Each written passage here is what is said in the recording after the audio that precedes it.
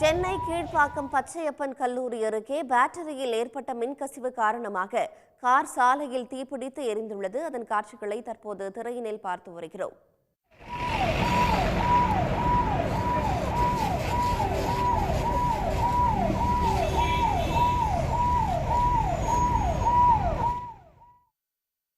சென்னையில் கார் தீப்பற்றி எரிந்ததால் பரபரப்பான சூழல் நிலவுகிறது. மேலதிக விவரங்களுடன் செய்தியாளர் செந்தில் இணைகிறார்.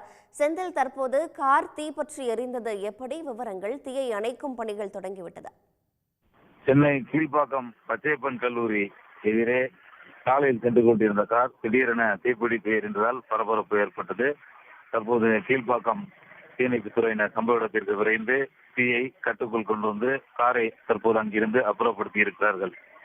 சென்னை சூளையைச் சேர்ந்த தபால்பாய் அஞ்சூரியா என்பவர் இன்று காரை கீழ்ப்பாக்கம் நோக்கி தனது காரில் சென்று கொண்டிருந்தார். கீழ்ப்பாக்கம் பச்சையப்பன் கல்லூரி அருகே கார் சென்று கொண்டிருந்த போது திடீரென பேனட்டின் முன்பகுதியில் புகை ஏற்பட்டு தீப்பிடித்து எரிய தொடங்கியது.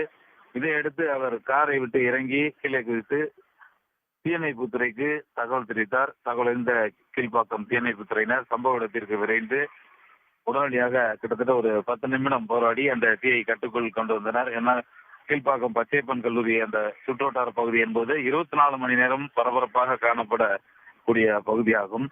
தீயணைப்புத்துறையினர் உடனடியாக விரைந்து வந்து தீயை கட்டுக்குள் கொண்டு வந்து காரை அந்த பகுதியிலிருந்து அப்புறப்படுத்தினர்.